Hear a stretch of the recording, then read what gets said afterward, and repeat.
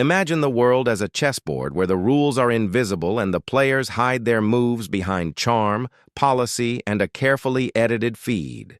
There are 7 quiet laws, old as Machiavelli, modern as your phone, that shape who wins and who loses. These are the hidden frameworks and mental models that powerful people deploy every day to further their goals. And at the end, I'll reveal the single law that you probably walk past every day without noticing. Law number 1, strategic deception.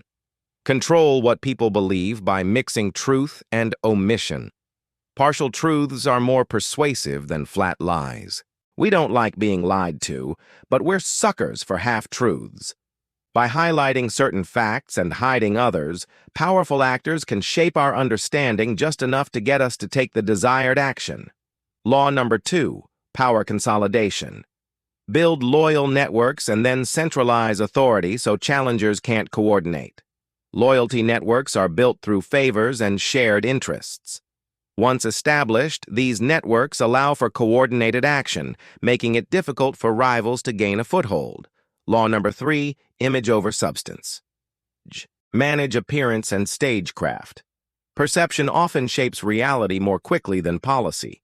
First impressions matter, and powerful people know how to cultivate an image that commands respect and obedience. They understand that controlling perceptions can be more effective than controlling outcomes.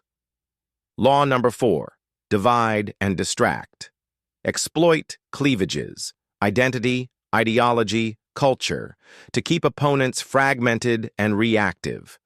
Dividing potential allies allows powerful actors to maintain control and prevent opposition from forming. By stoking existing divisions, they can keep their rivals distracted and unable to mount a serious challenge.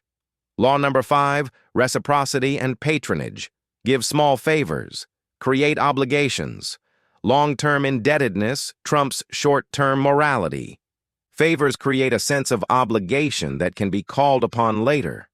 Powerful people use this to build a network of indebted individuals who will support them in return. Law number 6, institutional camouflage. Hide self-interest inside rules, committees, and complex procedures. Bureaucracy can legitimize selfish ends. Laws and regulations can be manipulated to serve the interests of the powerful, allowing them to pursue their goals while appearing to act in the best interest of all parties involved. Law number 7, control of information and legitimacy. Control what people can see and how they interpret it. If you control the narrative, you control consent. Gatekeeping information allows powerful actors to shape the way events are perceived and to maintain control over those who rely on that information. Before we dive in, consider this. Our legal system was built on the idea that justice could be blind, relying on clear evidence and impartial judgment. But what if there's a glitch in the system, a secret code that only a few know about? Enter the quiet laws. 7 psychological principles that cut across centuries, industries, and geographies to influence who gets ahead and who gets left behind. In the 16th century, during a time when Italy looked like a patchwork quilt of competing city-states, a diplomat named Niccolò Machiavelli wrote a book called The Prince. He didn't write it to make friends. He wanted to tell the hard truths about acquiring and keeping power. This book became the foundation of a study of manipulation. And though it was controversial then, its lessons are still relevant today.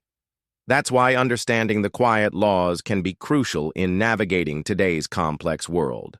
The word for this set of manipulative techniques is Machiavellianism. And no, it's not just for evil villains. It's a set of strategies that anyone can employ, whether they're trying to climb the corporate ladder or just trying to protect themselves from being taken advantage of. You might be thinking, well, great, another buzzword to confuse me. But hang on, let me explain. First, let's talk about how psychologists measure Machiavellianism. They use tests like the Mach 4 scale. This test looks at how you feel about things like how people treat each other and how you handle disagreements. People who score high on this test tend to be really good at managing how others see them and keeping track of who owes them favors. They are skilled at long-term planning and aren't afraid to bend the rules to achieve their goals. But remember, this isn't a test you need to take. It's just a way for psychologists to describe certain behaviors.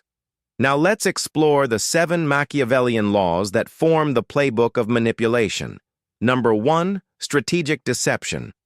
People love to spin tales, but not just any tale. They want tales that favor them. Telling half-truths and carefully leaving out details can be a sneaky way to steer people.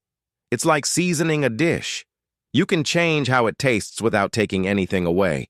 Powerful folks are pros at this, dropping hints that make you think one thing when the real deal is something else. No. 2, power consolidation. Like building a team in a game, powerful folks make sure they have allies close by. Then they put systems in place to stop anyone from challenging them. It's a balancing act, keeping loyal allies while making it hard for rivals to team up. Number 3, image over substance. In the grand theater of life, powerful people understand the importance of putting on a good show. They know that how you're seen matters more than who you really are. This is why you'll often see them surrounded by fancy things, giving grand speeches, and generally making a lot of noise and commotion. It's all about creating an image that makes others respect and obey them. Number 4, divide and distract. Powerful people are smart about picking targets. Instead of going after the strongest, they often go after the divided. By encouraging arguments and playing on differences, they can keep potential rivals too busy fighting each other to notice what the powerful person is doing. It's like when a teacher has 2 groups of students arguing, so they can't hear the mischievous ones passing notes. Number 5, reciprocity and patronage. Powerful people are like generous patrons. They hand out favors like gifts, expecting nothing in return. But don't be fooled. This isn't about kindness. It's about creating a list of people who owe them and will be eager to help later. No. 6, institutional camouflage. Powerful people know that sometimes it's easier to get what you want if you hide your true intentions. They find ways to make their selfish goals look like they're benefiting everyone, hiding behind rules and making decisions that seem fair to cover up their real motives. And finally, number 7, control of information. If you want to play the game well, you've got to watch what people see and how they think about it. Those who hold the reins of information can decide what people know, how they understand it, and when they hear it. Controlling the narrative means controlling the masses. These 7 laws might sound like ancient history, but trust me, they're alive and well in today's world. For instance, remember that story of Cesare Borgia, the ruthless leader from back in the day? Well, his story shows us how these laws come to life in the real world. Cesare Borgia was known for his cunning and cruelty, but he also knew how to win the hearts of the people. He had a knack for staging acts of generosity and mercy, which made him seem like a benevolent ruler despite his violent actions. He understood the power of perception and used it to his advantage. Today, political figures are masters at deploying these laws. Take the example of a disgraced politician. Despite overwhelming evidence against them, they managed to stay popular. They achieved this by skillfully deflecting attention from their wrongdoings onto their rivals and keeping the public distracted with scandals and controversies. They knew how to use division and deception to stay in power, even when they were caught red-handed. The art of manipulation is alive and well in the corporate world, too. Companies often use complicated contracts and legal jargon to hide their true intentions. They hide their selfish goals behind layers of bureaucracy, making it seem like they're acting in the best interest of all parties involved. It's all part of the game, and the players are skilled at it. Let's not forget the role of social media in amplifying these tactics. Tech companies have become masters at gathering information and manipulating it to their advantage. Through clever algorithms and targeted advertising, they can easily influence millions of people without ever having to face them in person. Even in our everyday lives, we see examples of these laws in action. Managers often use the concept of reciprocity and patronage to manipulate their employees. They shower their favorites with praise and small favors, creating a sense of obligation that can be called upon later. It's a subtle form of control, and many of us fall for it every day. So how can we defend ourselves against these hidden tactics? Well, here's the good news. Being aware of these laws is the first step to protecting yourself. By understanding how they work, you can start to spot them in action and protect yourself from falling victim to them. Think of it like having a secret weapon that only a few people know about. Now, I want to leave you with a thought that's been keeping me up at night. The seventh law, control of information and legitimacy. It's like the puppet master of the quiet laws. It's the unseen force that drives the rest. It's the reason why deception works, why image trumps substance, and why powerful people can get away with so much. Controlling how people see the world gives you the power to control their actions. And that's a scary thought. We live in an age where information is power. Whoever controls the flow of information controls the narrative. And those who understand this principle have an unfair advantage in the game of life.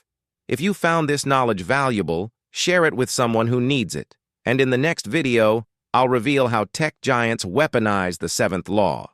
See you soon.